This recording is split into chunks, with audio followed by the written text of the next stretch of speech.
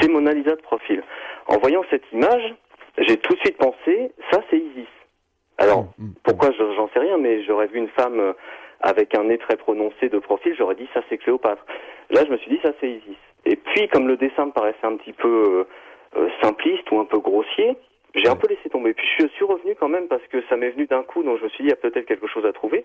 Et j'ai cherché un peu l'iconographie d'Isis et j'ai vu des sculptures, notamment une qui est au Louvre, qui s'appelle l'Isis lactans, c'est-à-dire l'Isis allaitante.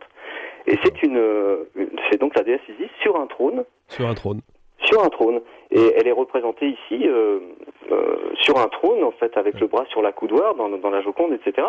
Et donc, je me suis intéressé au mythe d'Isis et d'Osiris, que, encore une fois, je ne connaissais pas.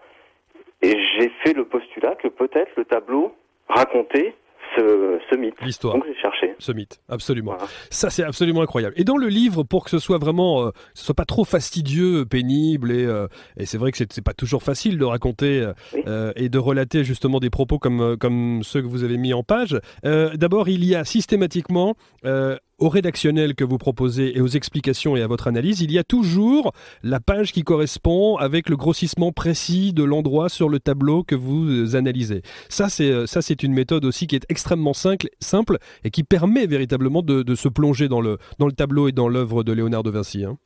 Voilà, c'est ça. En fait, on parle d'un tableau, c'est une image, donc il faut montrer par l'image le plus possible. Donc j'ai reproduit à chaque fois j'ai repris l'image de la Joconde et isolé des détails. Je les ai mis en avant, je les ai un peu isolés dans le tableau pour bien qu'on comprenne de quelle partie du tableau je parle et pour que les gens puissent le voir eux-mêmes de leurs yeux, puissent voir qu'il y a bien tel et tel élément dans le tableau. Mais j'ai rien changé au tableau, j'ai rien retouché, j'ai juste isolé des parties ou fait des zooms, etc. Voilà. Exactement, pour qu'on comprenne bien, justement. Le tableau est toujours à 90 degrés, et là vous trouvez qu'il y a 2 yeux et une bouche qui semblent hurler. C'est ce que vous dites dans le livre, et alors moi je regarde évidemment attentivement et je me dis mais bon sang, mais il a raison en plus, alors qu'on ne le voit absolument pas quand on regarde comme ça machinalement, mais il y a bien cette symbolique. Oui, c'est ça, en fait, c'est-à-dire qu'en face de cette Isis assise sur son trône, vous avez un genre de visage qui coule en fait sur les rochers, qui ressemble un peu au portrait de Méduse. Je ne sais pas si vous voyez cette icône aussi qui est assez connue dans la peinture. Et ce visage est celui d'Osiris, sur lequel souffle la déesse Isis. Tout ça est expliqué. En fait, le tableau chronologiquement explique tous les épisodes et les éléments sont placés dans cette chronologie. C'est-à-dire qu'ils ne sont pas placés n'importe où. Quand on déroule le tableau, c'est-à-dire quand on lit le tableau et surtout le paysage dans le sens inverse des aiguilles d'une montre, vous avez tous ces épisodes et dans leur ordre chronologique. C'est époustouflant. C'est absolument époustouflant. Alors, si on revient sur le paysage de droite, quand on est effectivement face au tableau, il y a un chiffre évidemment que tout le monde connaît, personne ne nie l'existence de ce chiffre, c'est le chiffre 72. Et alors là, lorsque vous avez ce chiffre 72 et que vous défendez la théorie d'Isis et Osiris, il serait de bon ton de savoir si le chiffre 72 chez chez Isis et Osiris, pas facile à dire, hein, correspond bien. Eh ben oui, ce chiffre est bien là avec les fameux 72 complices. Voilà, c'est ça. C'est-à-dire que au moment où Seth fait ce subterfuge d'enfermer dans un coffre Osiris pour s'en débarrasser, il est aidé. C'est ce que nous rapporte la mythologie égyptienne. Hein, ce sont les textes. Il est aidé par les 72 demi-dieux du Décan. Et ce chiffre qui est écrit sous les arches du pont, vous avez un pont dans le paysage de droite. Ce chiffre 72, je crois, correspond aux 72 demi-dieux du Décan. C'est-à-dire que Léonard de Vinci ne pouvait pas reproduire les 72 complices. 72. Voilà, ça aurait rempli tout le tableau, tout le paysage. Donc il en a reproduit 2, qui, encore une fois, il faut regarder dans le livre parce qu'il y a un zoom dessus. Il a reproduit 2 personnages et écrit 72 dans une des arches du pont qui se trouve dans le paysage.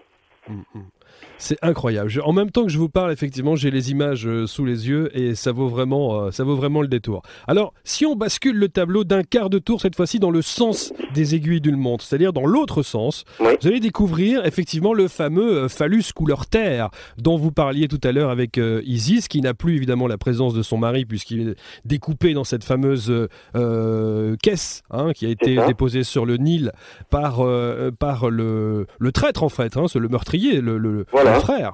Là aussi, on le voit très très bien, ce fameux phallus sur le tableau.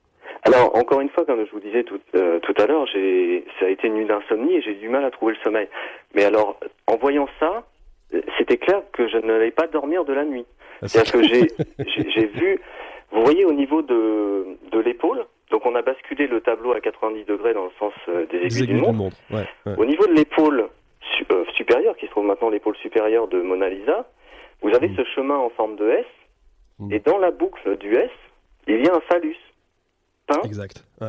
Voilà, qui est couleur argile, qui arrive encore une fois au moment précis de l'histoire, hein, à la bonne place, au bon moment, au bon moment.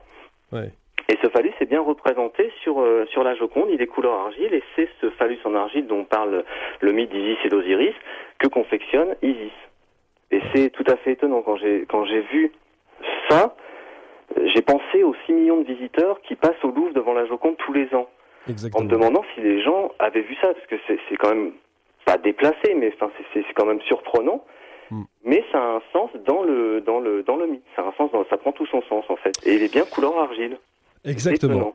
Alors on va revenir avec vous Thierry Gallier, on va faire une pause, oui. On va revenir dans quelques instants, là on est on va dire à une étape où il y a une grosse fatigue qui commence à s'emparer de vous, et là vous vous dites quand même il faudrait que j'aille dormir, parce que vous le décrivez très bien dans le livre, vous dites bon maintenant il faut que j'aille me coucher, parce que j'abuse. Mais c'était tellement prenant que mais oui.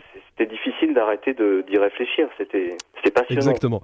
Alors vous allez voir qu'il y a d'autres découvertes, d'autres parallèles à faire entre le tableau et la création de Léonard de Vinci, la Joconde bien sûr, et cette mythologie, la mythologie égyptienne au travers d'Osiris et d'Isis. On revient dans un instant avec ce témoignage passionnant, cette enquête au travers de ce livre qui s'appelle Isis, la Joconde révélée, 500 ans après sa création, de Thierry Gallier. A tout de suite, ne bougez pas, il est 12h30. Le Val, c'est tout. Sur Sud Radio. J'en profite d'ailleurs pour faire un clin d'œil à Olivier Seb, qui est un passionné, bien sûr, d'histoire, de mythologie et en particulier de peinture. Tiens, et notamment sur cet ouvrage et cette œuvre fantastique qui a 500 ans d'âge, La Joconde révélée, Isis, La Joconde révélée, le livre aux éditions Maxines de Thierry Gallier, que j'ai dévoré en quelques minutes, qui se lit d'ailleurs très bien, je peux vous le dire, et qui révèle des choses incroyables sur ce tableau de la Joconde. Alors, on dit que effectivement, vous étiez dans une phase, vous êtes un peu fatigué et vous vous dites tiens, je vais aller me coucher, sauf que évidemment ça vous prend un peu la tête, vous revenez sur l'ouvrage et vous dites faut que je trouve encore des similitudes entre justement la mythologie égyptienne Isis et Osiris et le tableau de Léonard de Vinci. Mais avant de continuer, je me dis quand même, vous vous rendez compte qu'en 500 ans d'existence de ce tableau, le nombre de gens qui ont analysé, le nombre de scientifiques qui ont essayé au rayon X, au carbone 14, qui ont vraiment analysé les choses de manière très pointue et qui n'ont pas décelé 1/10 de ce que vous avez pu découvrir en l'espace de 24 heures, de 48 heures. C'est fou quand même. Oui, en fait, c'est assez étonnant. Il y a eu des choses, il y a eu des études que je reprends aussi à la fin de mon livre, en fait, pour expliquer. Donc, il y a des études qui m'ont intéressé. Comme je vous le disais, il faut peut-être savoir ce qui a été écrit, etc., mais il faut pas que ce soit bloquant, en fait, pour regarder. Donc, il y a des études que j'ai trouvées très intéressantes, mais c'est vrai que on n'imagine pas en fait. Et pourtant, il y a une phrase en fait de Léonard de Vinci que Léonard de Vinci a écrit dans ses codex. Vous savez, les codex, ce sont la compilation de ses dessins, de ses écrits, etc. On appelle ça ses codex. Et il y a une phrase qui, je trouve, qui est écrite de la main de Léonard de Vinci et qui, je trouve, éclaire bien la façon dont j'ai regardé la Joconde. Si vous permettez, je vous lis cette phrase.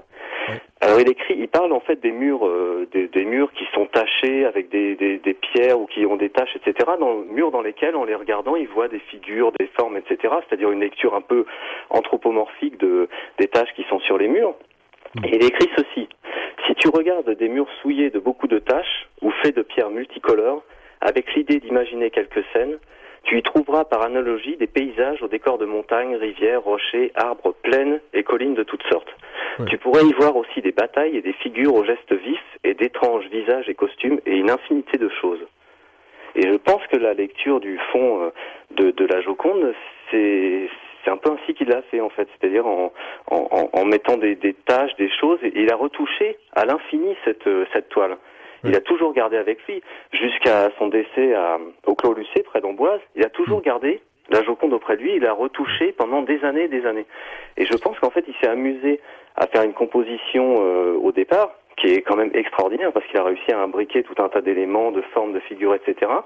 Et je pense qu'après, il s'est amusé, c'est un jeu qu'il s'est créé lui-même,